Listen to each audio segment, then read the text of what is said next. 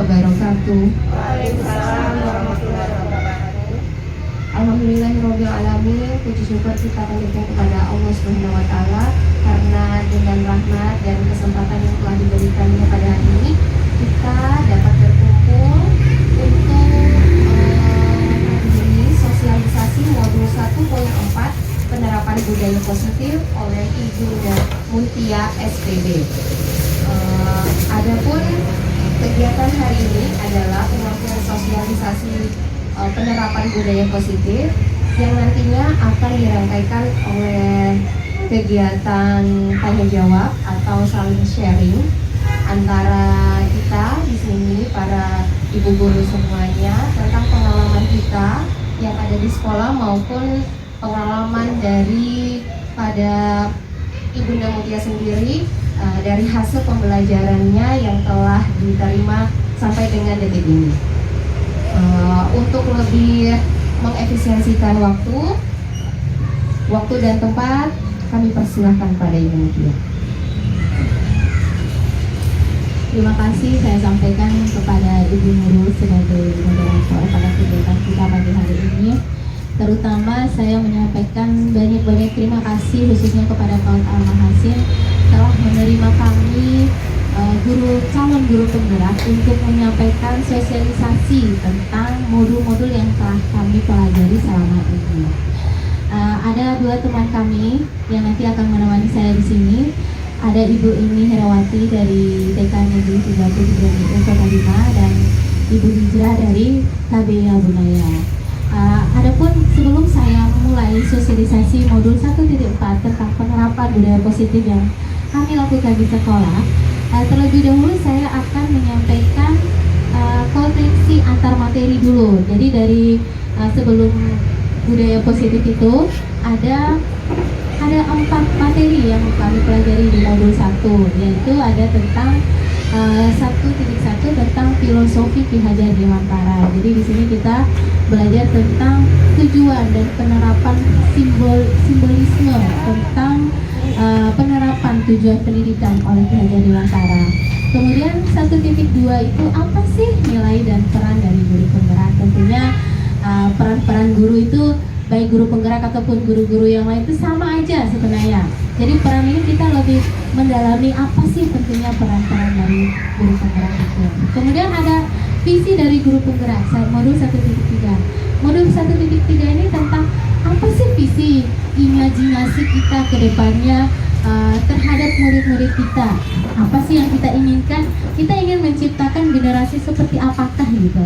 Jadi di sini guru penggerak diajak untuk membuat visi gitu. Kemudian yang terakhir dalam modul 1 itu adalah 1.4 yaitu penerapan budaya positif. Sebenarnya budaya positif ini telah kita lakukan di sekolah kita masing-masing sesuai dengan jenjang sekolah. Dengan budaya positif yang ada di lingkungan pasti kan berbeda. Baik di lingkungan kami ataupun di lingkungan Al-Mahasin tentu berbeda penerapan budaya positifnya. Tetapi kami di sini ingin berbagi sedikit tentang penerapan budaya positif. Adapun filosofi Ki Hajar Dewantara berdasarkan filosofi beliau itu adalah bahwa dasar pendidikan anak itu berhubungan dengan kodrat alam, dengan kodrat zaman untuk menuntun budi pekerti anak melalui olah cita rasa kasar, terus menerapkan 3 asas filosofi Ki Hajar Dewantara itu melalui pernah dengar Imangun Karso ya, itu guru diajak untuk menuntun anak. Jadi guru itu menuntun anak sesuai dengan kodrat yang dimiliki anak. Kemudian ada Imangun Madya. Imangun Madya itu adalah guru memberikan motivasi kepada anak untuk membangkitkan semangat belajar anak. Jadi di dalam paradigma Merdeka Belajar itu, kita sebagai guru dituntun untuk menjadi guru yang berpihak kepada murid. Kemudian ada yang ketiga asas dari filosofi Ki Hajar Dewantara yaitu anak tumbuh bahagia dan selamat. Anak itu guru menjadi penuntun. Jadi selain memberi motivasi, guru itu berada di belakang anak. Jadi untuk memberikan motivasi di belakang anak bahwa anak itu berani tampil loh dengan gaya mereka. Gitu. Jadi di sini bagaimana dasar pendidikan filosofi Ki Hajar Dewantara itu ada kita sebagai pemimpin anak itu supaya menjadi selamat dan bahagia sesuai dengan kodratnya. Kemudian ada 1.2 tentang nilai dan peran guru penggeraknya. Ada 5 nilai guru penggerak. Nah, yang pertama yaitu mandiri. Mandiri itu dalam artian kita mandiri dalam proses pembuatan pembelajaran atau dalam pengembangan diri kita. Kemudian ada reflektif. Reflektif itu apa? Reflektif itu adalah bagaimana guru itu merefleksi diri kekurangan selama ini yang kita hadapi. Nah, apabila ada kekurangan yang kita hadapi dari pembelajaran yang kita lakukan, sehingga nanti kita akan merefleksi diri kita. Apa sih kekurangan kita? Nah, di situ guru melihat kekurangan untuk diperbaiki ke depannya. Kemudian ada kolaboratif. Kolaboratif itu adalah bagaimana guru bekerja sama baik dengan rekan sejawat ataupun komunitas praktisi. Mungkin di Al-Mahasin belum ada komunitas praktisi ya. Komunitas praktisi itu adalah kita buat di dalam sekolah atau bisa kita melibatkan orang lain di luar sekolah itu untuk melakukan pembelajaran bersama-sama. Jadi kita mengevaluasi atau mengidentifikasi setiap permasalahan yang ada di kelas untuk kita jadikan bahan sebagai bahan komunitas kita untuk melakukan evaluasi dengan teman-teman. Kemudian ada inovatif. Inovatif itu tentu pasti banyak yang tahu ya. Kalau inovatif itu adalah bagaimana sih guru itu melakukan inovasi yang terbaru, yang terupdate, yang terkini gitu. Jadi guru itu selalu mengikuti kodrat zaman yang ada sekarang sesuai dengan digital 4.0. Kemudian ada tentang berpihak kepada murid. Nah, berpihak kepada murid ini yang utama oleh peran guru penggerak. Apa itu? Nah, ketika kita melakukan pembelajaran, kita diberikan seluas-luasnya untuk menggali potensi anak. Jadi kita diajak untuk menggali apa sih yang minat anak itu miliki gitu. Sehingga anak itu bisa bertumbuh kembang secara holistik, secara aktif dan proaktif dalam mengembangkan atau mengimplementasikan pembelajaran yang mereka dapat dalam kehidupan sehari-hari, sehingga anak itu bisa mencapai tujuan hidupnya, yaitu selamat dan bahagia. Nah, kemudian ada modul 1.3 yaitu visi guru penggerak. Jadi visi yang saya buat itu menciptakan generasi robani. Jadi generasi robani ini adalah pencetak penghafal Al-Quran gitu. Di lembaga kami itu adalah khususnya itu kami itu bernuansa Islam. Jadi pendidikan karakter bernuansa Islam ini itu Masya Allah. Jadi penerapan adab-adabnya itu melalui hadis-hadis. Jadi dalam kehidupan itu kita menerapkan adab-adab itu melalui hadis. Jadi hadis itu menjadi patokan pembentukan karakter anak supaya anak itu memiliki pembentukan karakter dari dirinya. Oh, bahwa ini nih adab yang harus saya lakukan untuk kehidupan saya apabila saya ingin menjadi orang baik. Jadi kita menerapkan melalui contoh-contoh Rasulullah gitu. Jadi saya di sini mau menggunakan kata generasi robani yang artinya sesuai dengan visi yang ada di lembaga kami. Jadi visi saya yaitu sebagai guru penggerak adalah menciptakan generasi robani yang mandiri, kreatif, inovatif, dan berakhlak mulia dalam mewujudkan merdeka belajar. Jadi di sini saya mengajak anak nih untuk mandiri. Artinya mandiri gini, kita setiap hari kan melakukan salat duha nih. Nah, otomatis ketika kita libur atau kita atas jam pulang, anak itu akan mengimplementasikan kembali. Nah, ke rumahnya ke lingkungan keluarganya. Jadi di sini kita bisa berinteraksi ya dengan orang tua melalui buku penghubung itu juga luar biasa, atau melalui parenting itu kita harus aktif, atau melalui grup WhatsApp sekolah. Nah, terus kreatif, kita harus kreatif menciptakan pembelajaran kepada anak-anak sehingga anak-anak itu tidak kita hanya memberikan LK, tetapi kita menggali dulu minat anak itu supaya anak itu lebih kreatif dalam menginisiasi pembelajaran yang dia lakukan gitu. Kemudian inovatif tentu kita harus lebih berinovasi dalam mengembangkan pembelajaran. Bisa saja pembelajaran itu di luar kelas, di dalam kelas itu tergantung kita. Jadi kita mau eksplor langsung pembelajaran yang ada itu tanpa kita memberikan gambar. Jadi apabila ada pembelajaran yang misalnya tema tanaman nih sekarang, tema tanaman. Jadi kita tidak perlu ini gambar daun, tetapi kita ambil daunnya. Jadi anak itu langsung terdiferensiasi dengan apa yang mereka lihat gitu. Terus berakhlak mulia tentu ya, utama dari generasi Robani itu ya tentu anak mencetak pembentukan karakter yang berakhlakul karimah. Terus itu ada, di sekolah kami itu ada, kalau dibilang kekuatan asetnya masih kurang, tetapi alhamdulillah dengan kekuatan aset yang sudah ada tuh kita menerapkan. Jadi di dalam visi guru penggerak ini untuk menciptakan generasi Robani itu kita perlu harus menyediakan ya alat pembelajaran atau media pembelajaran atau tempat yang lebih sesuai dengan yang kita inginkan. Jadi maksudnya yang pengen kayak gini atau yang kayak begini, tapi tidak perlu. Jadi apa yang sudah ada di dalam sekolah itu perlu kita jadikan aja sebagai kekuatan aset agar apa yang menjadi cita-cita utama kita itu terbentuk, terwujud ke depannya. Itu yang ada di visi guru penggerak modul 1.3 itu, bahwa untuk menguatkan generasi, untuk menguatkan visi kita itu tidak perlu kita memerlukan aset yang berlebihan seperti yang kita lihat-lihat, tapi dengan apa yang ada di dalam sekolah kita itu juga sudah mau memfasilitasi.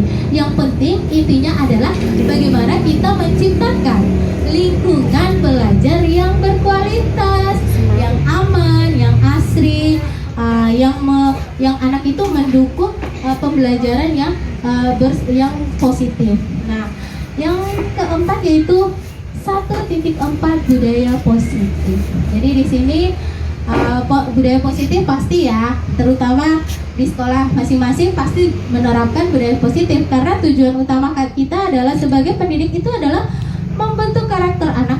Bagaimana sih anak itu bisa menjadi seorang yang selamat sesuai dengan tujuan Ki Hajar Dewantara tadi, menjadi seorang yang bahagia. Jadi anak itu ibarat dia lurus. Kalau ada bengkoknya ya kita luruskan lagi. Kalau ada bengkoknya ya kita luruskan lagi. Itulah yang tujuan dari pendidikan Ki Hajar Dewantara itu. Kemudian dalam menerapkan budaya positif itu tentu menciptakan lingkungan yang berkualitas, menciptakan tempat yang nyaman sehingga anak itu merasa aman di sekolah. Tentu dengan metode pembelajaran kita. Jadi metode pembelajaran yang seperti apa yang kita terapkan di sekolah sehingga penerapan budaya positif ini bisa terbentuk pada diri anak, baik di sekolah maupun di rumah maupun di tempat lain. Untuk menerapkan budaya positif ini bukan hanya saja guru, tetapi bagaimana kita melibatkan baik dari sekolah, baik dari orang tua atau lingkungan di sekitar. Jadi kita bisa memberikan contoh bagaimana sih penerapan budaya positif. Nah, untuk mengapa saya ada di sini ya ibu-ibu, karena memang kita ini ditugaskan oleh fasilitator kami bahwa apa yang kami dapatkan itu untuk kita berbagi dengan rekan-rekan lain. Jadi ini adalah rancangan aksi nyata yang kami lakukan tentang modul budaya positif. Jadi kalau latar belakangnya gak usah kita baca ya, terlalu panjang. Jadi adapun tujuannya saya dalam penerapan aksi nyata sesuai dengan modul budaya positif, yaitu saya membentuk terbiasanya budaya positif religius pasti, karena di sekolah kami itu visinya adalah menciptakan lembaga pendidikan Islam yang bernuansa Islami. Jadi generasi Robaninya itu tuh betul-betul menciptakan nilai religius. Jadi di sini kita setiap hari melakukan kegiatan ibadah sehari-hari seperti sholat duha, muirojaah, zikir. Nah, jadi itu merupakan kebiasaan yang kami lakukan. Terus anak itu dibiasakan mandiri. Jadi apabila mereka selesai makan nih, mereka tidak akan menyimpan begitu saja tempat makanannya yang selesai dia makan. Jadi dia akan menyimpan kembali ke tempatnya.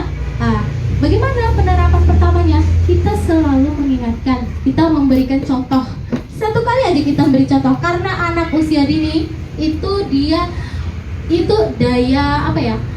daya contohnya, daya menirunya itu tuh sangat tinggi. Jadi dia akan merekam di dalam otaknya dia, sehingga apa yang dia terka, yang dia lihat, yang dia tiru itu akan ikut terus. Nah, dan dia akan melekat di dalam dirinya. Oleh karena itu kita sebagai pendidik itu harus memberikan betul-betul penerapan pembelajaran yang betul-betul berpositif untuk anak.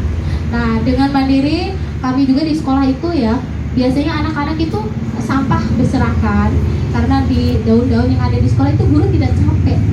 Cuma dengan menerapkan hadis jagalah kebersihan itu anak-anak tuh sudah paham. Siapa yang mau, biasanya nih hari Jumat kita kan biasanya gemar berinfak. Kemudian ketika mau pulang sekolah kita tuh selalu menerapkan siapa yang mau dapat pahala di hari Jumat. Karena apabila anak yang mendapat pahala di hari Jumat, dia akan menjadi anak yang disayang Allah. Jadi anak-anak itu dengan spontanitas, oh iya Bu Ustazah, ini ada sampah, saya akan pungut sampah biar pahala saya banyak di hari Jumat. Jadi kita sudah tidak, gurunya tidak perlu lagi dengan satu kata dengan atau satu perbuatan yang kita lakukan, anak-anak itu akan terbiasa dengan sendirinya. Itu menciptakan mandiri dan tanggung jawab di sini. Apabila kita memberikan apabila kita memberikan tugas, mereka kan sungguh-sungguh bertanggung jawab. Tanggung jawab seperti apa? Jadi sebelum kita memberikan tugas atau memberikan penerapan kepada anak itu, kita membuat kesepakatan kelas, keyakinan kelas. Jadi kesempatan kelas itu anak dibiasakan antri pada saat mau masuk kelas, membiasakan menyimpan sepatu di tempatnya, atau membiasakan anak itu untuk berbaris itu dengan rapi. Jadi di sini kita memberikan tanggung jawab kepada anak-anak gitu. Apabila anak-anak bermain, mainannya dibereskan kembali, itu merupakan tanggung jawab, sehingga anak itu akan terbentuk dengan sendirinya karakter tanggung jawabnya. Kemudian ini yang kedua, yaitu melakukan penerapan adab-adab dalam kehidupan sehari-hari. Nah, sebenarnya ini sudah melenceng ya. Seharusnya saya tuh menjelaskan dulu tentang materi penerapan budaya positif, tetapi saya menceritakan tentang rancangan aksi nyata dulu. Nanti saya ceritakan tentang rancangan aksi nyata saya, baru nanti saya menerapkan budaya positif. Nanti kita bisa sharing ya, Ibu. Kemudian ini melakukan kebiasaan penerapan adab-adab. Jadi di sekolah kami itu ya adab-adab melalui hadis-hadis itu terutama kita lakukan. Itu agar anak terbiasa. Jadi bukan terbiasa saja di sekolah, tetapi di rumah juga itu akan terbiasa dengan sendirinya. Terus meningkatkan pengetahuan dan wawasan murid. Jadi murid itu digali apa sih keinginan mereka, apa sih minat mereka itu loh gitu. Jadi kita dirangsang anak-anak itu dengan pembelajaran saintifik dan tematik itu, anak-anak dirangsang supaya dia terus menggali pengetahuan dan wawasan yang dimilikinya, sehingga anak itu bisa menerapkan pengetahuan dan wawasannya itu melalui pengetahuan yang dimiliki, yaitu dengan pengalaman. Jadi pengalaman hidupnya dia itu, apabila dia menerapkan yang positif, kita tinggal mengarahkan. Apabila pengalaman yang didapat negatif, ya tinggal kita meluruskan. Kemudian melakukan komunikasi yang efektif. Jadi kami selalu melakukan komunikasi yang efektif itu, yaitu dengan memberikan contoh tauladan melalui tauladan Rasul-Rasul dan Nabi-Nabi Muhammad atau Nabi-Nabi lainnya, sehingga anak itu bisa mencerna dengan efisien apa yang mereka dapat. Nah, untuk mewujudkan rencana budaya positif ini tentu kita harus kerjasama ya. Jadi bukan hanya dari kita sendiri dengan anak-anak, tetapi kerjasama kita dengan teman-teman yang ada di sekolah. Jadi teman-teman, bagaimana sih kita berbagi dengan teman-teman itu untuk menciptakan penerapan budaya positif yang ada di sekolah. Nah, kemudian mengapa saya membuat rancangan tujuan itu, supaya untuk menjadikan tolak ukur bagaimana sih, apakah tujuan yang saya ingin lakukan itu tercapai tidak. Nah, tentu harus ada evaluasi ya, tolak ukur bagaimana murid-murid saya yang telah saya bina, yang telah saya bimbing, saya tuntun itu bisa melakukan pembelajaran yang seperti saya sampaikan tadi, yaitu bagaimana pembelajaran sholat duha yang kita lakukan setiap hari itu bisa dia terapkan dalam kehidupan sehari-hari, sehingga apa yang menjadi visi misi saya itu tercapai gitu, menjadi generasi rombani yang berakhlakul karimah. Dengan ya itu, yang kedua itu dengan membiasakan penerapan adab-adab itu juga merupakan penerapan yang kita lakukan dalam kehidupan sehari-hari pada anak-anak itu, sehingga dia tidak hanya dia mendengar saja, tetapi dia mengimplementasikan apa yang kita sampaikan itu dalam kehidupannya gitu loh. Jadi di rumah itu terkadang orang tua murid juga tuh selalu curhat sama kita. Oh iya, tadi tuh kita nggak sengaja makan tuh sambil berdiri, langsung diingatin, Mama nggak boleh makan sambil berdiri. Mama kalau minum itu harus 3 kali, ada adabmu kalau minum itu harus 3 kali tegukan, nggak boleh 4 kali. Jadi sekali minum tuh gluk gluk gluk. Nah, itu mereka menerapkan adab-adab minum itu di rumahnya dengan orang tua. Jadi ketika kita melakukan kunjungan rumah kepada orang tua murid itu mereka sangat sangat bangga bahwa anaknya itu tuh benar-benar menerapkan apa yang kita sampaikan di sekolah. Iya, tentunya tolak ukur ini menjadi evaluasi bagi diri kami, bagaimana kami bisa memotivasi dan berinovasi lagi sehingga apa yang kita sampaikan ini bisa paham oleh anak-anak kita. Jadi di sini kita betul-betul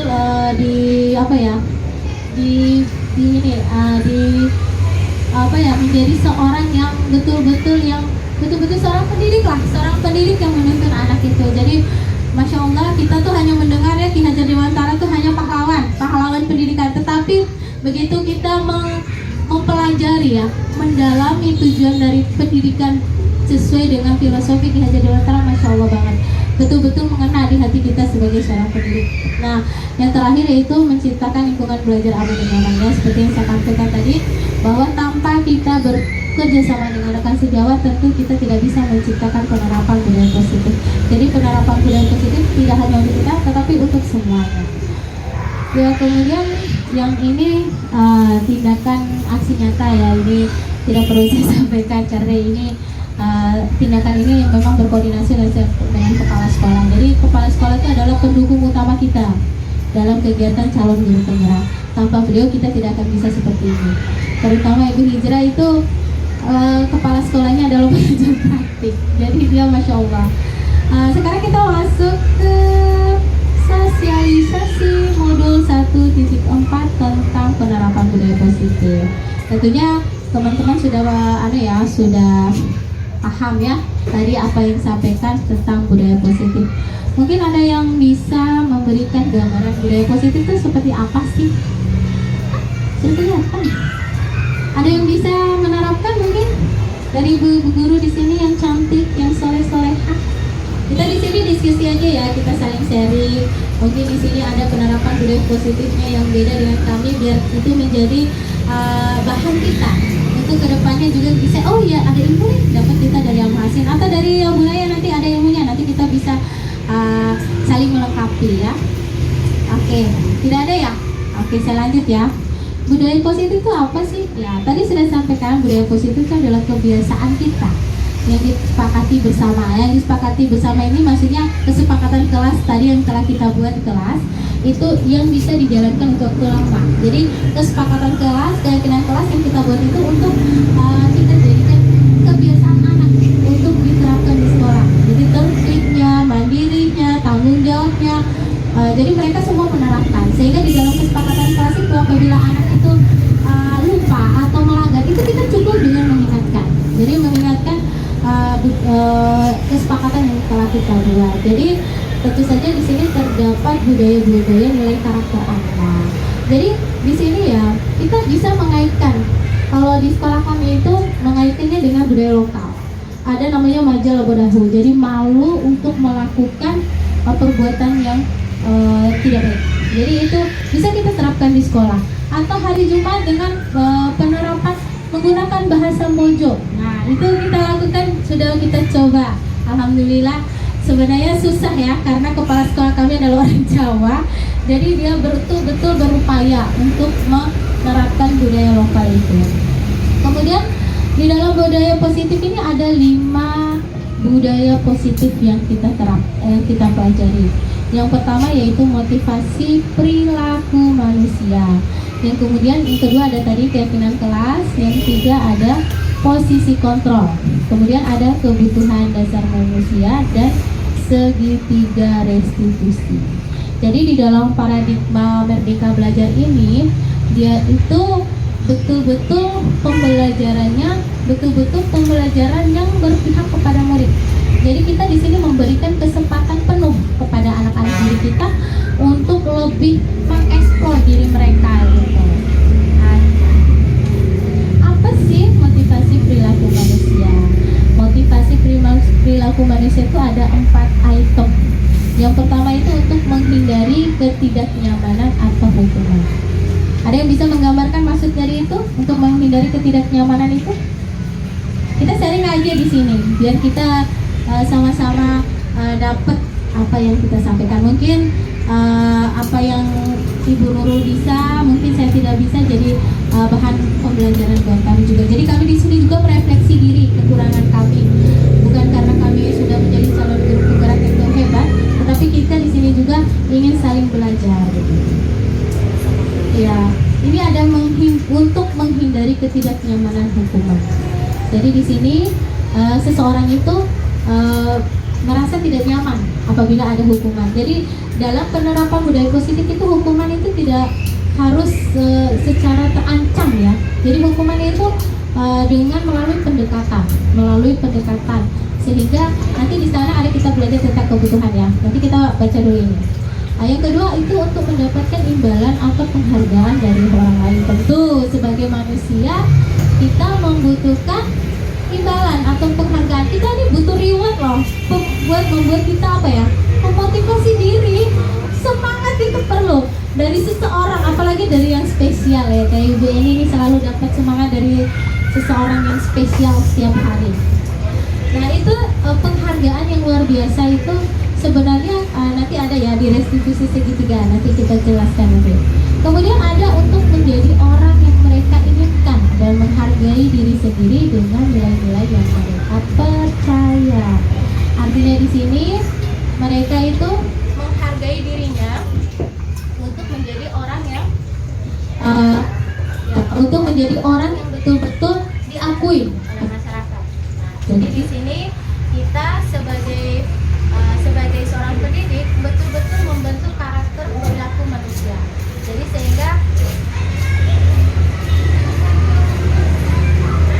pada saat kita menerapkan budaya positif itu kita perlu melihat situasi yang terjadi. Kemudian yang kedua ada namanya keyakinan kelas. Nah, keyakinan kelas. Dah ini tarik satu dulu. Ya. Kemudian ada namanya keyakinan kelas. Keyakinan kelas itu yang kita buat berdasarkan kesepakatan bersama yang ada di dalam kelas, sehingga itu kebiasaan yang kita lakukan untuk membentuk kebiasaan anak, budaya anak yang harus dia lakukan setiap hari. Jadi sehingga apa yang menjadi mereka lakukan, kebiasaan yang mereka lakukan itu menjadi nilai-nilai karakter anak yang mereka biasa lakukan pada dirinya sendiri.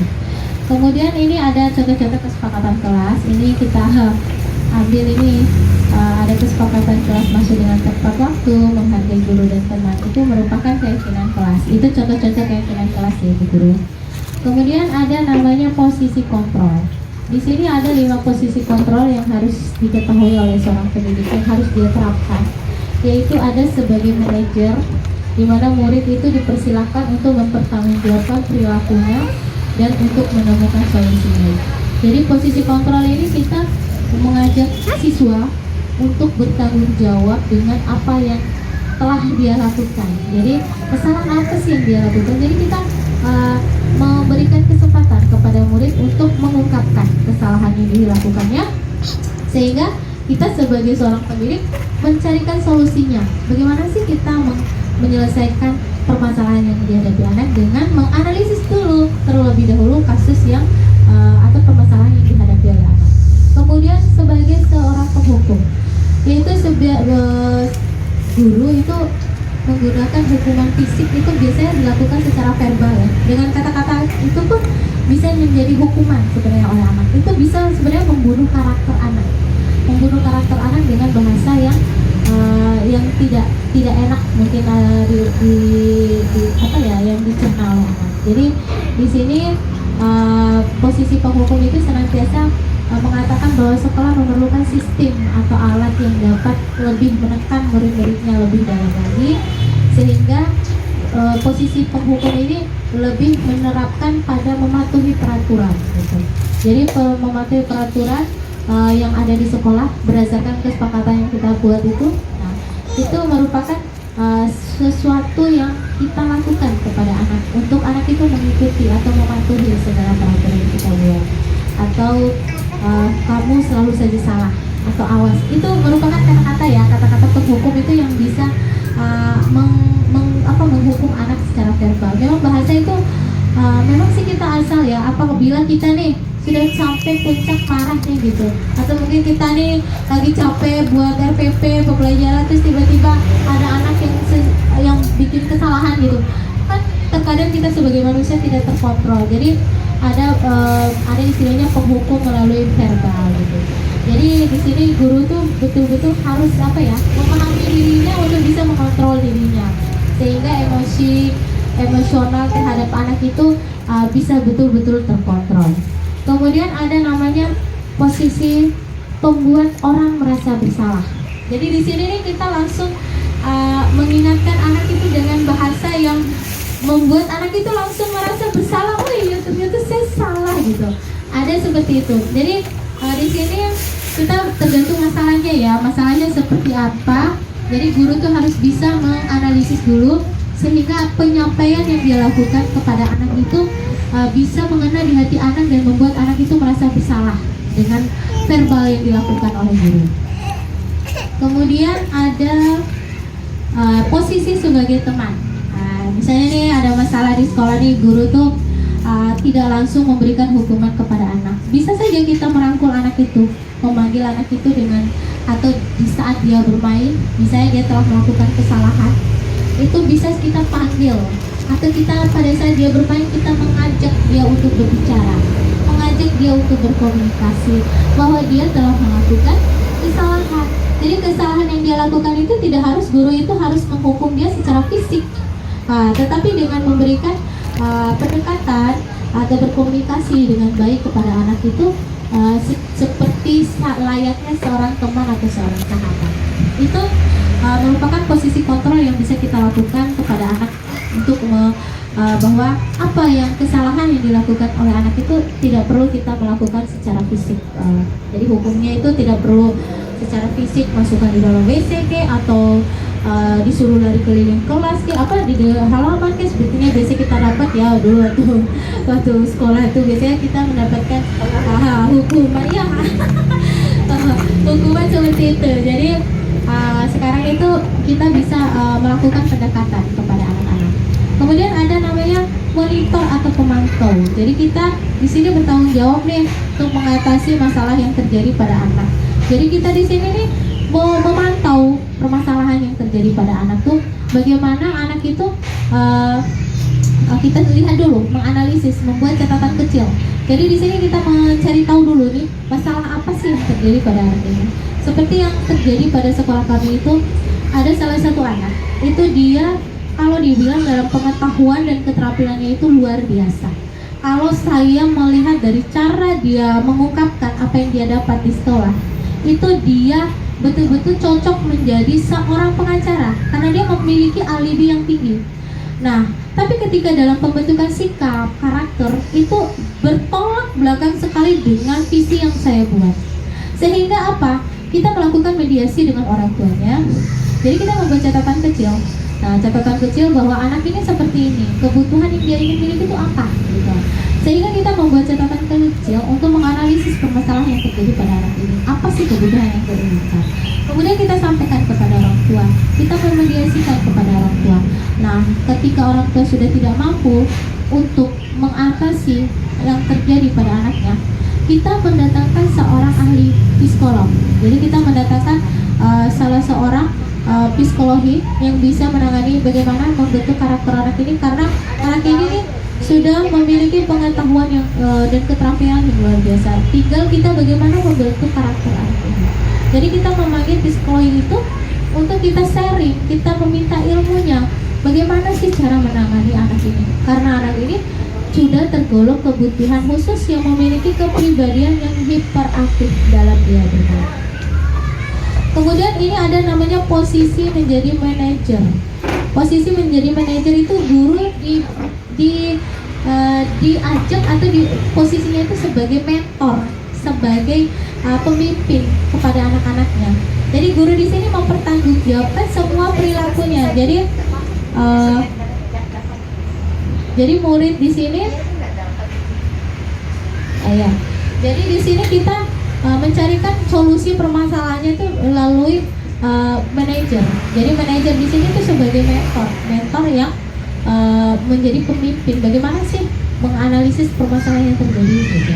Apakah kita memantau dulu permasalahan yang ada, kemudian kita akan menanyakan kepada anak itu apakah yang diinginkannya, sehingga dia lebih mandiri dan bertanggung jawab terhadap permasalahan.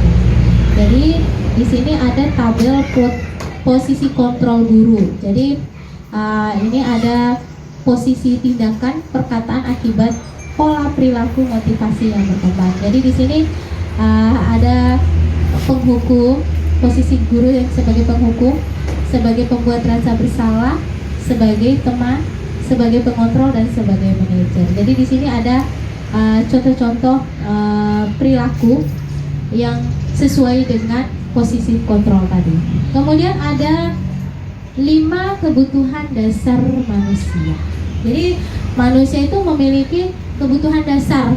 Jadi anak-anak itu memiliki kebutuhan dasarnya dia sebagai manusia. Bagaimana dia bisa menjadi manusia yang berperilaku baik ke depannya, sehingga dia dalam kehidupan sehari-harinya itu menjadi seorang manusia yang selamat, yang berbahagia gitu. Jadi dia bisa menjadi manusia dirinya sendiri yang utuh gitu.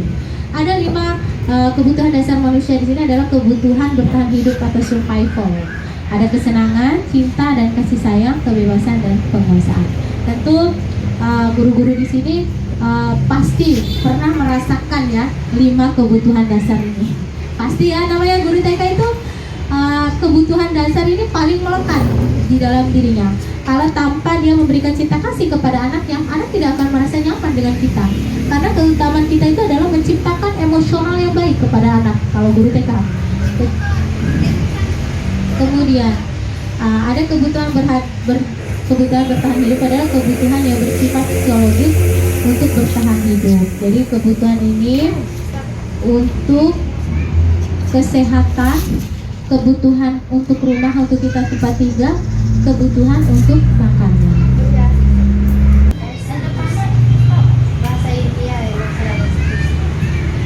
Kemudian ada namanya cinta dan kasih sayang. Jadi kebutuhan ini sangat ingin dimiliki oleh anak. Jadi dalam kebutuhan ini cinta kasih sayang itu berkaitan dengan psikologi. Jadi psikologi anak itu bagaimana pendekatan emosional kita kepada anak. Jadi sayangnya kita, cintanya kita kepada anak. Jadi anak itu kadang membuat masalah itu karena dia ingin membutuhkan cinta kasih gurunya gitu, atau cinta kasih orang tuanya. Jadi terkadang anak itu membuat masalah karena dia memerlukan kebutuhan hidupnya gitu. Terkadang anak itu rewel karena dia membutuhkan kebutuhan makanannya. Nah, melalui kebutuhan bertahan hidup. Nah, kemudian ada namanya kebutuhan kebebasan. Jadi kebebasan ini kebutuhan akan pilihannya. Jadi kebutuhan tentang kemandirian. Jadi apa yang dia inginkan, terus kebutuhan melalui otonomi, memiliki pilihan atau mampu mengendalikan arah hidup. Jadi kebutuhan akan pilihan ini adalah bagaimana sih dia mengekspresikan dirinya itu gitu. Kemudian ada namanya kebutuhan akan kesenangan. Ini nih mereka tuh memiliki hobi ya. Terus ketika hobinya kita mengskat atau melarang, itu dia akan kebutuhan akan kesenangan akan tumbuh. Jadi sehingga anak itu akan dengan ekspresi marah atau dengan ekspresi nangis. Nah, itu kebutuhan akan kesenangan itu Masya Allah harus diberikan, tetapi dengan pendekatan yang sesuai dengan sikap positif. Kemudian ada namanya penguasaan, yaitu di mana anak itu memiliki kebutuhan dalam mengakui dirinya. Jadi di sini anak itu dia bisa mengakui dirinya dalam hal belajar, dalam hal dia bermain. Jadi dia ingin melakukan pengakuan diri bahwa saya itu bisa lebih dari teman saya. Jadi kebutuhan-kebutuhan ini terkadang dibutuhkan oleh anak. Jadi bagaimana guru itu bisa mencari tahu kebutuhan apa sih yang diinginkan oleh anak ya. Kemudian ada namanya restitusi, yaitu segitiga restitusi. Yaitu restitusi adalah proses menciptakan kondisi bagi murid atau siswa untuk memperbaiki kesalahan mereka, sehingga mereka bisa kembali pada kelompok mereka dengan karakter yang lebih kuat. Itu menurut kata Pak Gosen tahun 2004. Jadi restitusi ini adalah proses kolaborasi kepada murid untuk dicarikan solusi permasalahan muridnya. Sehingga kita di sini membantu murid untuk berpikir, untuk menganalisis lagi kesalahan yang mereka miliki, sehingga apa yang mereka inginkan dan apa yang mereka ingin lakukan supaya bisa kita carikan solusinya. Jadi di sini guru itu sebagai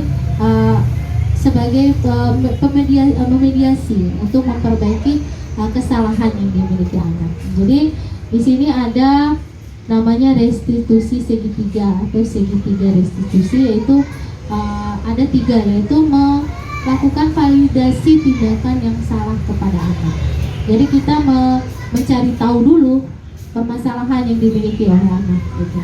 Jadi melakukan validasi kesalahan yang dimiliki anak. Kemudian menanyakan keyakinan kepada anak, menanyakan keyakinan perbuatan yang dimilikinya, apa kesalahan yang dimiliki anak. Itu kamu ini seperti apa? Kesalahan ini akan menjadi efeknya seperti apa? Jadi kita mencari tahu dulu keyakinannya. Kemudian menstabilkan identitas. Menstabilkan identitas di sini guru itu menjadi tadi seperti ada posisi-posisi kontrol. Jadi posisi-posisi kontrol ini yang akan menjadi tolak ukur kita untuk memecahkan permasalahan yang ada pada anak. Jadi di sini kita menstabilkan identitas anak. Jadi setiap orang memang pernah melakukan kesalahannya, yang seperti yang dibilang, kamu bukan satu-satunya yang pernah melakukan ini. Jadi kita bisa menstabilkan identitas anak itu dengan kebutuhan-kebutuhan yang tadi yang kita pelajari di awal itu. Nah, inilah mengapa anak itu melakukan kesalahan, karena memang anak itu membutuhkan kebutuhan dasarnya sebagai seorang manusia. Kemudian di sini ada contoh restitusi segitiga yang saya lakukan. Kemarin saya update di YouTube, tapi saya tidak berani berbagi karena bukan tidak berani berbagi ya. Katanya Pak Fasil saya itu dia suaranya terlalu kayaknya nggak ada suara.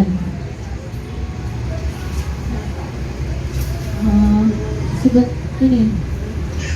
Oh iya, kita belum menghubungkan kabel dari sini, kabel dari pengeras suara ke laptop, makanya dia tidak bisa ya. Di sini saya menceritakan sedikit ya, bahwa di sini ini ada salah seorang murid saya. Ini kasus yang saya buat. Jadi kita di sini kemarin ada namanya tugas demonstrasi kontekstual ya kayaknya. Jadi di sini kita membuat sebuah kasus, ada sebuah kasus yang kita hadapi di sekolah gitu. Jadi di sini nih siswa saya yang itu lagi belajar nih, minta izin ke WC ke belakang. Nah, ketika sudah berjalan 10 sampai 15 menit, kok dia nggak kembali, kok lama sekali gitu di WC. Ada apa ini anak kok lama? Akhirnya saya mengecek kembali ke dalam WC. Ternyata dia itu setelah dari WC dia bermain ke tempat permainan di luar, di tempat ayunan gitu. Akhirnya saya mengajak dia, nih duduk nih, saya posisinya nih sebagai teman. Jadi posisi kontrol saya itu adalah sebagai teman. Jadi saya mengajak dia berdialog, menceritakan kesalahan yang dia lakukan. Dia senyum. Oh iya, jadi dengan verbal yang kita lakukan itu membuat anak itu menjadi seorang yang merasa bersalah gitu. Jadi di sini contoh penerapan segitiga restitusi yang saya lakukan yaitu mengajak anak ini untuk berdialog, bahwa kesalahan yang dia lakukan itu tidak akan dia ulangi sesuai dengan tata tertib atau kesepakatan kelas yang telah kita buat. Nah, kemudian ini adalah contoh penerapan budaya positif yang kami lakukan di sekolah, yaitu menerapkan ibadah sehari-hari dengan melakukan sholat duha bersama, terus membiasakan budaya antri, terus biasanya mereka datang itu bersalaman dengan guru-gurunya. Sebenarnya ada sih fotonya yang lain, tapi belum saya masukin di sini. Jadi di sekolah kami itu kebiasaan seperti penerapan melalui hadis-hadis itu ini, terbiasa budaya antri, terbiasa bersopan santun dengan orang yang lebih dewasa. Terima kasih, salam dan bahagia selalu untuk kita semua. Semoga apa yang saya sampaikan hari ini bisa dipahami oleh teman-teman di PAUD Al-Muhassin atau mungkin bisa diterapkan di sekolah masing-masing. Sekian dari saya untuk sesi diskusinya. Nanti kita setelah masih ada 2 rekan saya, yaitu dari Ibu Hijrah dan Ibu Yani, akan berbagi tentang rancangan aksi nyata penerapan budaya positif dari sekolah mereka masing-masing, karena penerapan budaya positif itu tergantung lingkungan ya, tergantung lembaga kita, tergantung sekolah kita, jadi berbeda-beda. Mungkin nanti dari Ibu Hijrah atau dari Bu Eni itu bisa menjadi tambahan buat diri kita. Oh ternyata saya masih kurang ini. Ya, jadi bisa kita ambil yang sudah kita terapkan, bisa kita tidak yang kurang, yang belum ada di sekolah kita bisa kita ambil. Ya. Tadi apa yang sudah saya terapkan, sosialisasi melalui penerapan budaya positif itu mungkin ada masukan atau diskusi ringan aja buat kita di sini mengenai sosialisasi saya tentang penerapan budaya positif. Jadi budaya positif apa yang telah saya lakukan, mungkin ada pengalaman-pengalaman. Jadi di sini kita berbagi pengalaman. Jadi ini adalah ancaman aksi nyata yang sudah kami lakukan. Terus ini ada materi yang sudah kami pelajari. Apabila ada sesuatu yang mengejar di hati teman-teman, bisa dipertanyakan langsung. Nanti akan ada teman saya dari Ibu Eni Herawati yang akan saling sharing kita, saling berbagi ilmu kita. Mungkin ada yang kurang dari saya, nanti akan dibantu oleh Ibu ini. Jadi di sini kami menyiapkan dulu 3 pertanyaan pertama ya. Jadi di sini bisa dalam bentuk pertanyaan atau diskusi atau sharing atau berbagi pengalaman. Jadi penerapan budaya positif apa aja yang sudah dilakukan oleh teman-teman ya. Ada yang ingin menyampaikan pertanyaan? Oh ya, dari Ibu Ati Januarti dari Kepala Sekolah TKA kepada kami persilakan.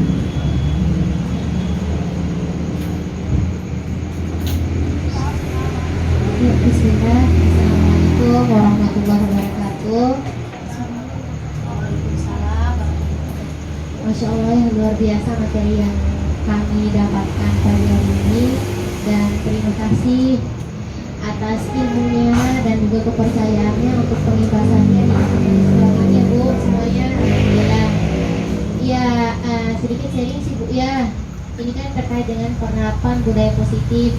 Alhamdulillah dari materi yang disampaikan oleh Ibu Tia dan Ibu Tia tadi lebih kurang sudah kami terapkan di PAUD Al-Mahasin ya.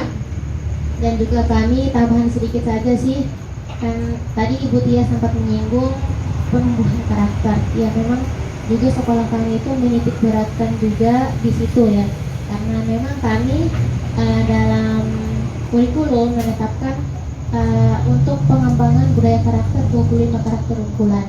Jadi itu yang kami tumbuh kembangkan di PAUD Al-Mahasin. Iya, dan juga tadi Masya Allah ya, pembiasaan yang dilakukan oleh Ibu Hijrah, berdoa sebelum belajar, setelah belajar, budaya bersih, Masya Allah luar biasa.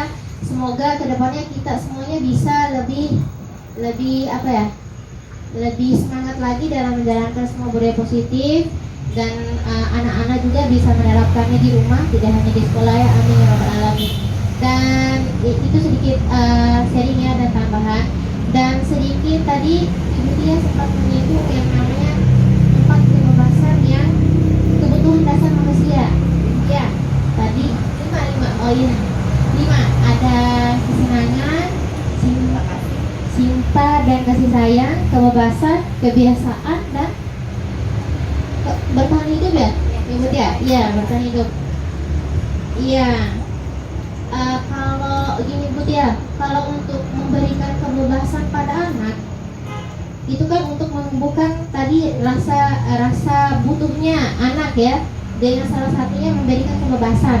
Nah, kalau misalkan di sekolah ada nggak tolak ukurnya, misal kebebasannya seperti apa yang bisa kita berikan kepada anak, batasan yang bisa kita berikan gitu, ada nggak? Mungkin ada batasan. Kalau misalnya dikasih kebebasan semuanya, takutnya malah apa namanya ya, iya melenceng, dan disiplin yang kita ajarkan itu malah ambiar ya gitu.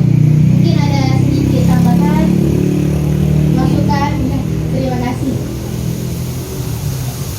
ya. terima kasih. Mungkin saya satu pertanyaan satu guru itu saya langsung menjawab ya biar maksimal gitu. Alhamdulillah tadi apa yang kami sampaikan melalui penerapan budaya positif yang telah kami lakukan di sekolah juga itu ternyata di TK Al-Masin ini sudah diterapkan juga. Dan memang kita itu kalau khususnya pendidikan anak usia dini itu adalah pembentukan karakter itu adalah yang paling utama kita terapkan di sekolah.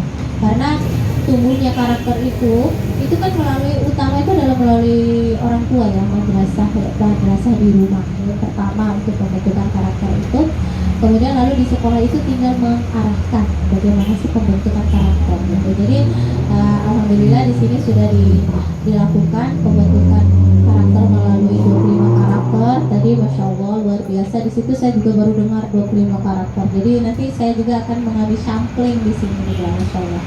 Terus tadi yang disampaikan Ibu Hijrah juga tadi merupakan itu adalah penerapan kita yang akan menjadi contoh-contoh kita gitu. Nanti itu bisa jadi sampling kita lagi untuk kita kembangkan di sekolah kita. Jadi di sini penerapan budaya positifnya itu luar biasa, mampu menjadi menjadi pedoman kita untuk kedepannya untuk mengembangkan lingkungan belajar yang baik. Nah baiklah, pertanyaan ketiga itu tentang kebutuhan kebebasan ya, kebutuhan kebebasan pada anak itu misalnya apakah anak itu diberikan kebebasan secara penuh, maksudnya itu secara penuh dalam artian yang seperti dikatakan Ibu Ati bahwa apakah perlu kita memberikan kebebasan kepada anak itu supaya anak itu senang terus dia akhirnya melenceng dari pembentukan karakter budaya positif yang kita lakukan sehari-hari. Jadi maksudnya di sini adalah kebutuhan yang akan menjadi pilihan anak. Jadi di sini ini adalah bagaimana anak itu bisa mengendalikan hidupnya sesuai keinginan aja. Jadi apabila kebebasan ini sudah melenceng dari pembentukan karakter anak, kita harus meluruskan. Seperti yang saya katakan tadi, apabila anak itu lurus kita membentuk karakternya, ketika dia bengkok, itu kita harus meluruskan kembali. Nah, bukan berarti dalam kebebasan ini anak itu diberikan kebebasan secara penuh. Nah, jadi kebutuhan-kebutuhan seperti ini nih boleh diberikan kepada anak, tapi kita melihat dulu sikap anak. Permasalahannya seperti apa dulu gitu. Jadi permasalahannya itu harus kita menganalisis dulu kebutuhan anak ini. Jadi kenapa dia melakukan hal ini? Karena dia membutuhkan kebutuhan kebebasannya. Jadi sebelum kita mengambil tindakan terhadap anak, terhadap kesalahan yang dimiliki oleh anak atau terhadap sesuatu yang dilakukan oleh anak, itu kita perlu memantau dulu, mencari teori apa yang akan kita pakai, posisi kontrol apa yang kita pakai, apakah kita menjadi teman dulu. Nah, kebutuhan apa yang dia inginkan gitu loh maksudnya. Jadi di sini ini bukan kebebasan dalam arti kita melepaskan anak itu. Jadi dia melakukan kesalahannya dengan dia melakukan sesuai dengan apa sih yang saya inginkan itu loh, saya kepingin seperti ini. Tetapi pada dasarnya kita sebagai guru itu harus mampu melihat kondisi anak ini, mengapa dia melakukan kesalahannya gitu. Jadi ketika anak melakukan kesalahan, guru mengambil tindakan. Teori kontrol apa yang diinginkan? Apakah sebagai teman, apakah sebagai pemantau, ataukah sebagai seorang manajer? Nah, setelah kita setelah kita memilih posisi kontrol yang kita miliki sesuai dengan kondisi situasi kesalahan yang dimiliki anak itu, kita akan melihat analisis dari permasalahan itu. Kebutuhan apa sih yang diinginkan anak itu? Ya tadi, mungkin dia ingin kebebasan gitu. Jadi kebebasan di sini dalam artian bukan kita memberikan kebebasan secara penuh kepada anak, tetapi kita tidak melihat kondisi anak. Jadi kita melihat kondisi anak dulu, terus kita menganalisis, terus kebutuhan apa yang diinginkan oleh anak, itulah yang dimaksud dari kebebasan itu. Mungkin ada tambahan tadi Batu? Kayaknya sudah pas atau bagaimana? Ya, alhamdulillah, masya Allah. Ternyata ilmu yang saya dapat bisa saya terapkan ke teman-teman. Atau mungkin ada tambahan dari Ibu Eni? Oh iya, baiklah. Baik, bismillahirrahmanirrahim. Assalamualaikum warahmatullahi wabarakatuh. Ya, tadi kan ada 5 posisi kontrol ya, yang ditanyakan apa tolak ukurnya. Sekarang saya menjelaskan, mungkin saya mempunyai pemahaman yang hampir sama kebetulan pada saat itu lima kebutuhan manusia ini, kebutuhan manusia tuh yang paling analisisnya paling bagus tuh dari Ibu Tia. Kenapa saya mau menjelaskan lagi, karena saya banyak belajar dari beliau kemarin. 5 kebutuhan dasar manusia itu adalah problem solving yang dilakukan oleh guru untuk muridnya. Bagaimana pemecahan masalah. 5 kebutuhan dasar manusia itu kemarin kita melakukan studi kasus. Ada kasus kami dibagi beberapa kelompok untuk membedakan. Memang sampai kemarin tuh saya menulis di refleksi mingguan saya belum bisa membedakan mana kebutuhan dasar manusia karena dia tuh sangat tipis sekali, dia punya perbedaan. Kasusnya tuh ada beberapa kasus, jadi kesenangan, kebebasan, cinta kasih itu, kalau cinta kasih dan kebebasan itu ada kasusnya seperti dia datang ke sekolah, dia memakai sepatu warna hitam. Itu kasusnya seperti itu. Jadi nanti dia masuk ke dalam kasus. Bukan berarti kebebasan, kebutuhan yang dimiliki anak, kebutuhan yang diperlukan oleh anak. Pada saat dia mendapatkan masalah, dia dikelompokkan menjadi beberapa kebutuhan. Dalam satu kelas seandainya 15 anak, berarti ada berapa masalah di situ? Ada berapa kebutuhan yang diperlukan oleh anak pada saat dia datang ke sekolah sampai dia pulang. Bukan kebutuhan yang diperlukan, yang dimiliki anak, tapi yang diperlukan oleh anak yang ibu guru harus tahu stimulus seperti apa dan problem solving yang kayak gimana. Dia harus menempatkan diri seperti apa. Jadi mungkin seperti itu. Jadi ini bukan kebutuhan, tapi problem solving ini permasalahan. Seperti misal mungkin studi kasus misal ada anak datang sekolah sambil nangis-nangis. Nah itu termasuk ya. Ini nangis-nangis nih kayak juga Analisis. Ya. Tadi katanya Bu Ati, apabila ada anak nih datang dari rumah terus tiba-tiba dia nangis, nggak mau ditinggal. ya nggak mau ditinggal, itu dia Bebasan kita itu. melihat ya kebutuhan ya, kita analisisnya ada apa nih anak nangis. Nah, kita kan datangnya pas datang anak itu kan kita menyambut ya kedatangan anak. Terus kita ada apa sayang, kita dengan lembut memeluk, menanyakan kok nangis, ada apa di rumah.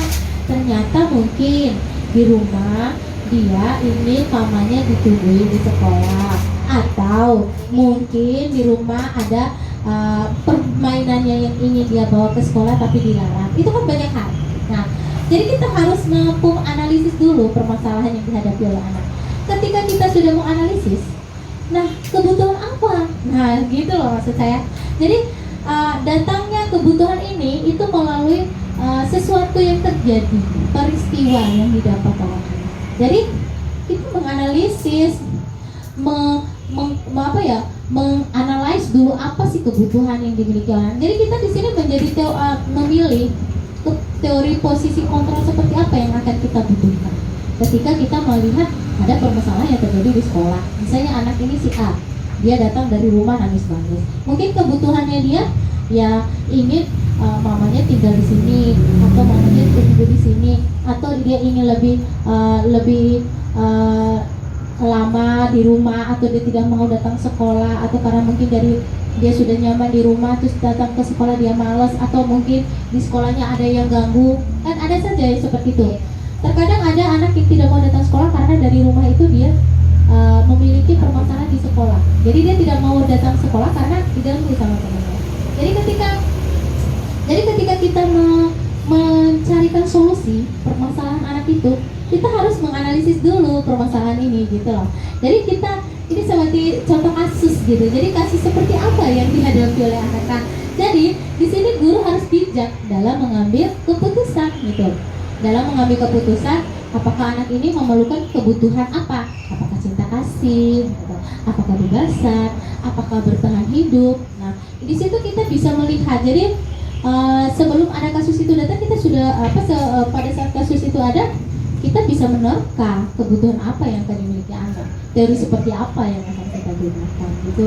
Jadi intinya penerapan budaya positif itu apabila terjadi permasalahan atau kasus yang ada di sekolah atau pada anak atau pada diri kita sendiri. Jadi kita tidak langsung melakukan hukuman secara fisik atau secara verbal, tetapi kita akan melakukan teori apa yang akan kita gunakan gitu. Jadi di dalam penerapan budaya positif ini ada 5 tahapan teori yang kita gunakan. Jadi teori seperti apa yang kita pakai. Nah, untuk penerapan teori itu, untuk menganalisis kasus itu, kebutuhan apa yang akan kita pakai untuk menganalisis, mencarikan solusi permasalahan gitu. Jadi banyak hal yang kita bisa cerna dari sini, bahwa sebenarnya sebenarnya itu makanan kita sehari-hari di sekolah, permasalahan itu. Cuman terkadang ketika seperti ini kita lupa, apa sih? Oh iya, ternyata ya, coba tanya itu gitu. Jadi kadang-kadang kita agak susah juga ya. Sebenarnya hubungan antara 5 kebutuhan ini sangat keterkaitannya tuh sangat apa ya? Sangat terekat kalau menurut saya. Seperti yang dikatakan Ibu Eni tadi, bahwa ini sulit untuk dibedakan. Cinta kasih sayang, penguasaan, kebebasan, kesenangan ini agak, kalau dipahami itu agak-agak mengaitkan. Kesenangan itu dia menginginkan cinta kasih sayangnya, jadi dia kadang akan merasa senang kan. Kalau dikaji ya, kalau dalam bentuk tabel gini kita bisa merasa kalau ini ada keterkaitan hubungannya itu sangat erat banget gitu. Ya mungkin ada lagi yang lain. Bagaimana berarti, apa sudah bisa dipahami atau masih ada yang mengajar di hati? Insyaallah ya. Jadi kita ada gambaran lah dari penjelasan seri guru semuanya, Masya Allah. Semoga bagi semua di sini jadi bisa bijak ya dalam menilai apa yang dibutuhkan anak, supaya solusi yang diberikan pas gitu dan kena sama anak, nyaman gitu ya. Iya. Jadi di sini kita menciptakan rasa aman nyaman anak kita. Jadi pendekatan sosial emosional kita kepada anak itu harus melekat, karena kalau anak nggak nyaman nggak mungkin mereka mau dengan dia sebagai seorang guru. Ada lagi yang ingin bertanya? Ada?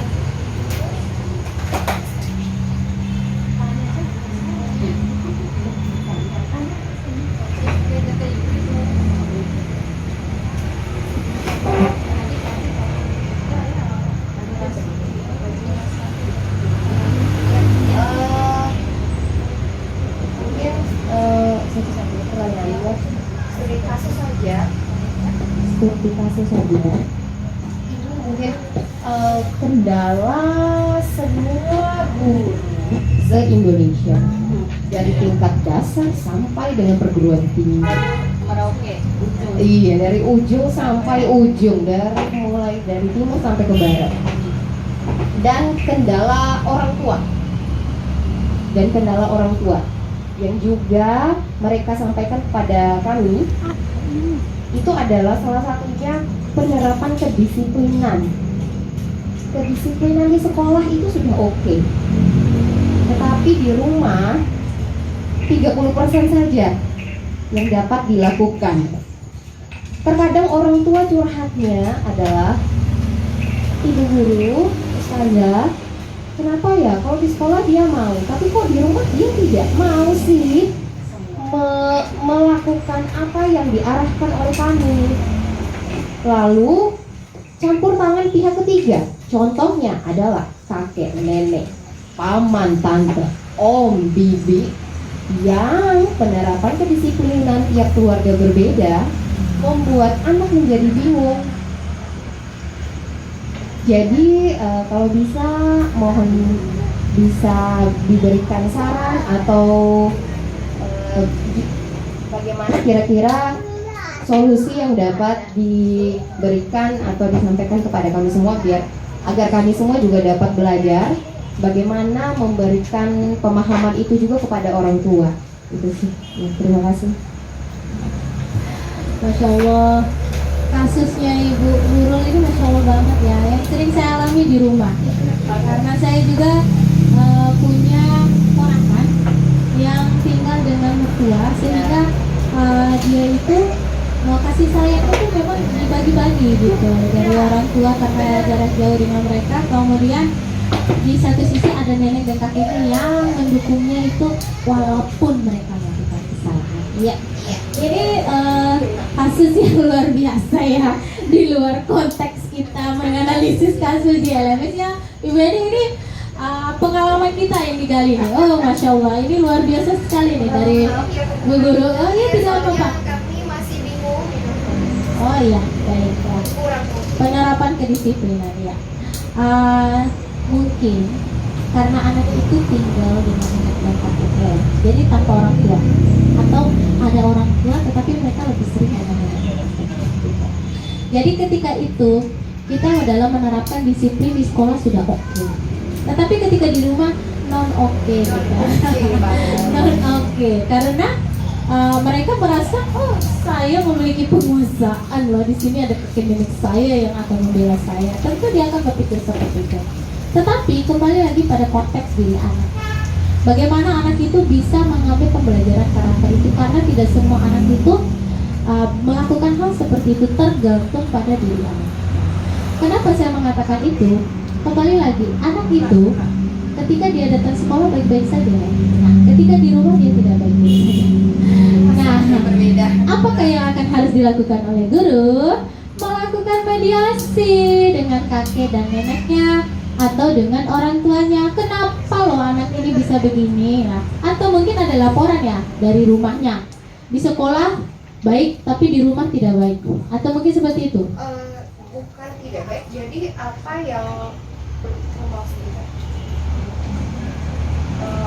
yang bukan tidak baiknya, tapi mereka akan, orang tua akan langsung mengatakan kepada anak, ingat loh kata ibu guru, itu baru dia akan kembali merujuk pada, oh ya saya harus melakukan ini loh di rumah. Itu saja. Oh, iya. Jadi kayak sepertinya tuh orang tua butuh dukungan yang ekstra agar dia mau seperti itu juga di rumah. Gitu. Itu tinggal kolaborasi kalau Ya. menurut saya. Kolaborasi antara orang tua dan guru. Jadi anak itu akan terpacu rasa semangatnya apabila dia diingatkan dengan ingat kata ustazahnya atau ingat kata gurunya. Jadi anak itu terpacu dengan itu. Jadi bagaimana guru, kolaborasi antara guru dan orang tua itu harus sinergi. Jadi pembentukan karakter yang sudah kita terapkan di sekolah itu bisa dia implementasikan kembali di sekolah. Jadi orang tua dan guru itu berkolaborasi, bekerja sama untuk membantu permasalahan yang terjadi pada anak ini. Sehingga kebutuhan apa sih yang dimiliki oleh anak ini? Apakah kebutuhan kebebasan atau kebutuhan cinta kasih? Nah, oleh karena itu, ketika kita bermediasi kepada orang tua, apabila dia diinginkan merujuk kepada gurunya saja, itu diingatkan. Jadi secara terus menerus anak ini diingatkan, ingat loh apa yang dipelajari di sekolah. Jadi secara terus menerus anak itu akan melekat di dalam hatinya. Jadi tanpa perlu kita jadi dengan seiringnya waktu kita mengingatkan dia untuk sesuai dengan apa yang dipelajari dengan gurunya di sekolah, anak itu akan terbiasa. Ini kan kalau budaya positif ini kalau kita pahami kan adalah penerapan pembentukan karakter anak untuk melakukan kebiasaan agar nilai-nilai budaya itu melekat di dalam diri anak. Jadi kita orang tua itu harus menerapkan kembali apa yang dipelajarinya di sekolah gitu, dengan mengingatkan yang merujuk kepada gurunya tadi seperti yang dikatakan Ibu Nurul. Sehingga anak itu kan akan terbiasa nanti nih. Masa dia harus dengar setiap hari? Jadi secara udah apa iya ingat kata ibu guru kayak gitu kan, pasti anak itu akan seperti itu. Jadi dia lama-lama akan melekat. Jadi ketika anak-anak itu sudah melekat, secara spontanitas dia akan melakukan hal itu begitu. Itu kalau saya lihat, kalau kembali kepada nenek itu maksudnya ada orang ketiga yang yang menjadi dukungan backingan dia dari belakang itu, artinya kita orang tua dan guru harus saling mengingatkan bahwa dan atau bermediasi kepada nenek apabila ada kesalahan atau kekeliruan yang terjadi pada anak itu tolong diluruskan. Jadi kita di sini harus bisa saling mengingatkan antara orang tua, guru dan nenek atau keluarga atau pihak ketiga seperti yang dikatakan Ibu Nurul. Jadi harus ada sinergi, keterkaitan, kolaborasi mereka itu. Jadi tidak hanya guru dan orang tua atau guru dan nenek, tetapi mereka ini harus bisa saling kerjasama sehingga pembentukan karakter ini bisa dijalani secara utuh oleh anak. Bagaimana sih bisa anak itu menjadi selamat dan bahagia sementara di satu sisi ada yang mendukung dia untuk melakukan kesalahan karena dia ingin merasakan kebebasan yang berlebihan, karena didukung oleh keluarga pihak ketiganya seperti itu. Jadi di sini kolaborasi interaksi antara guru, orang tua dan pihak ketiga itu harus saling sinergi, harus saling sinkron supaya anak itu betul-betul mendapatkan kebiasaan karakter baik yang ada dia dapat di sekolah, itu dia implementasikan lagi di seluruh rumahnya, kemudian dia bisa dia menjalaninya dalam kehidupan sehari-harinya. Jadi bukan hanya di rumah saja, tetapi di lingkungan sekitarnya, di om tantenya, di keluarga nenek kakeknya gitu. Jadi harus sinergi. Apabila ada yang melenceng permasalahan itu Ibu Nurul, karena ada pihak ketiga, Ibu Nurul harus bermediasi lagi kepada orang tuanya, mengatakan bahwa apabila anak ini keluar dari garis zona amannya, dari zona amannya, itu harus diperbaiki, harus dilihat lagi, dianalisis, diperbaiki. Supaya apa? Supaya apa yang sudah kita terapkan itu kepada anak itu bisa dilanjutkan lagi dan tidak ada lagi yang menghambat gitu.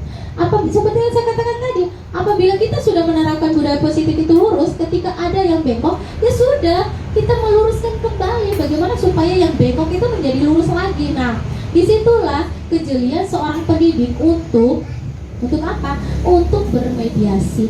Memang untuk penerapan budaya positif ini bukan hanya kepada anak dan guru, tetapi orang tua, rekan sejawat itu yang harus mendukung, lingkungan sekitar. Kita sudah menerapkan budaya positif, tetapi ketika lingkungannya tidak baik, apakah penerapan itu bisa berjalan maksimal? Mungkin tidak.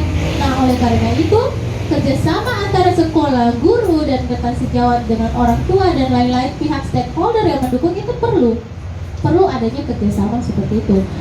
Sehingga penerapan budaya positif yang sedang kita lakukan di sekolah itu sudah maksimal dan tercapai apa yang kita inginkan. Karena visi dari kita sebagai seorang pendidik, kita tuh harus memiliki dulu visi keinginan kita loh sebagai pendidik itu seperti apa sih anak murid yang ingin kita didik ini. Nah, itu kalau sudah ada visi dari diri kita untuk anak, secara otomatis akan berjalan secara terus menerus dan berkesinambungan tanpa kita harus mencari tahu lagi bagaimana caranya supaya penerapan budaya karakter positif ini bisa dilakukan di sekolah. Sehingga kita itu betul-betul kalau nawaitu istiqomah datang dari rumah ke sekolah mendidik anak untuk menjadi anak diri kita, menjadi anak yang generasi robani yang berakhlak mulia, insya Allah Allah itu akan memberikan kemudahan kepada kita. Ada lagi yang mengajar mungkin sedikit Ibu Nur? Sudah Mas? Masya Allah. Oh, Masya Allah. Ada tambahan mungkin dari Bu Eni? Mungkin sudah kali ini, pertemuan kali ini. Ah ya, Masya Allah, pertemuan kali ini. Mungkin nanti kalau pertemuan yang kedepannya, aduh, jadi deg-degan. Sama aja. Oh iya, Insya Allah ya. Masih ada yang lain? Bungkus. Oh, bungkus, Masya Allah, luar biasa ya. Semoga apa yang menjadi penerapan saya hari ini kepada teman-teman bisa dijalankan dengan maksimal. Apabila ada yang hal baik yang didapat bisa diambil, yang menurut teman-teman di sini tidak baik ya tidak diambil. Karena tujuan kita di sini adalah berbagi ilmu yang kita dapatkan. Karena tujuan dari guru penggerak itu adalah menjadi agen perubahan, menjadi pemimpin pembelajaran gitu. Sehingga kita di sini mencoba supaya C-nya tuh hilang, biar guru penggeraknya tuh melekat di diri kami ya. Amin amin ya robbal alamin. Dan sudah saya sampaikan dari awal bahwa kami sangat berterima kasih yang luar biasa kepada PAUD Al-Mahasin telah menerima kami di sini, baik dalam berbagi ilmu, sharing ataupun berdiskusi. Semoga kedepannya kita bisa menjalin kerjasama. Mungkin nanti saya akan mengajak PAUD Al-Mahasin untuk melakukan gerakan komunitas praktisi. Bagaimana Ibu Ani? Khususnya di wilayah PKJ dan Senayan Barat. Jadi kita di sini akan melakukan identifikasi permasalahan setiap yang ada di sekolah. Kemudian kita akan melakukan evaluasi. Kemudian kita akan membuat rancangan apabila rancangan permasalahan yang ada di masing-masing sekolah ini nanti kita akan berkumpul. Bisa saja nanti pembicaranya Ibu Nurul, pembicaranya Ibu Ati, sesuai dengan permasalahan yang didapat. Jadi di sini kita saling berbagi. Mungkin ada dari Almas ini ada metode pembelajaran baru. Nah, kita berbagi nih sama teman-teman. Nanti di situ merupakan tujuan dari guru penggerak juga, yaitu melakukan kegiatan komunitas praktisi dengan teman-teman lain. Karena di sini Al-Mahasin luar biasa penyambutannya kepada kami, jadi kami mengharapkan kerjasama terus-menerus. Semoga kita nanti ada cetakan juga ya calon guru penggerak dari PAUD Al-Mahasin. Amin, Masya Allah. Sekian dari saya. Wabillahi taufiq wal hidayah. Wassalamualaikum warahmatullahi wabarakatuh. Mic-nya saya serahkan kembali ke moderator awal, yaitu Ibu Nurul.